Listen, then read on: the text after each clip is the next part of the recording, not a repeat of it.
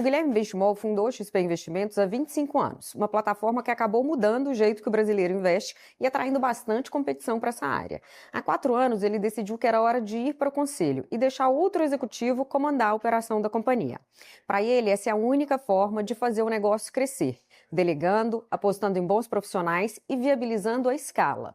Deixar de lado a vaidade como empresário e saber a hora de encerrar uma relação de trabalho são 2 lições que ele aprendeu ao longo dessa jornada.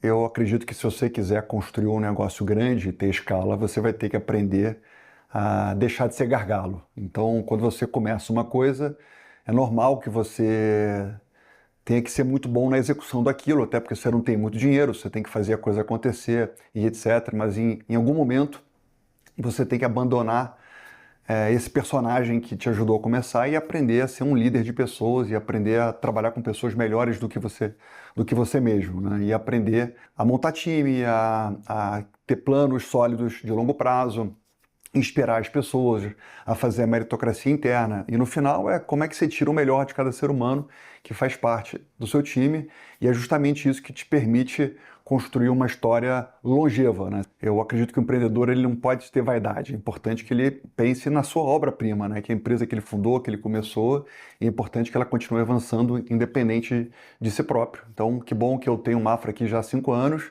e agora eu estou à frente do conselho. Então eu consigo olhar talvez coisas que como CEO eu não conseguia, né? O CEO ele fica imerso em muitas confusões.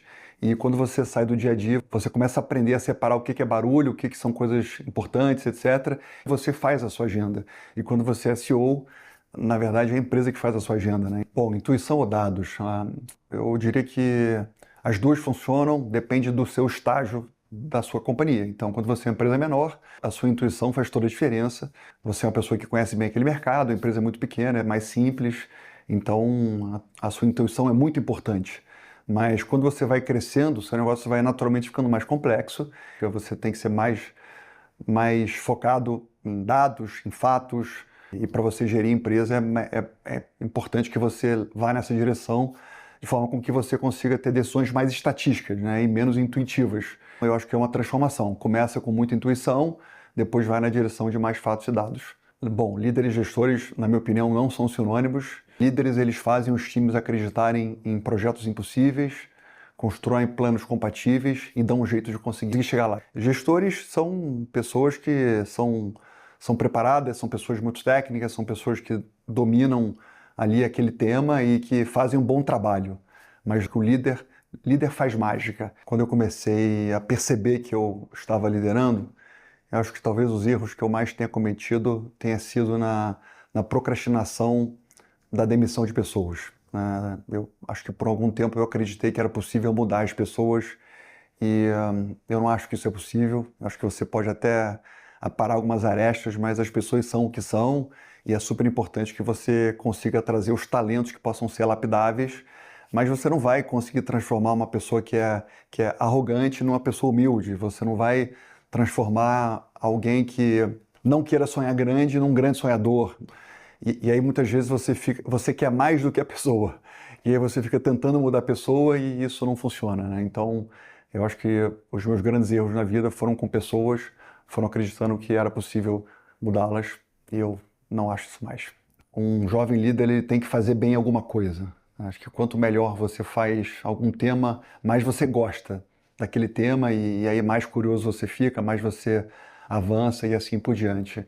E depois você precisa aprender a gostar de gente, né? Você precisa aprender a fazer através dos outros e aprender a fazer dos outros é um desafio natural porque às vezes não sai exatamente do jeito que você gostaria, mas muitas vezes sai melhor do que você faria. Então, você aprender a tocar no coração das pessoas, você aprender a dar liberdade, você fazer as pessoas crescerem é algo maravilhoso.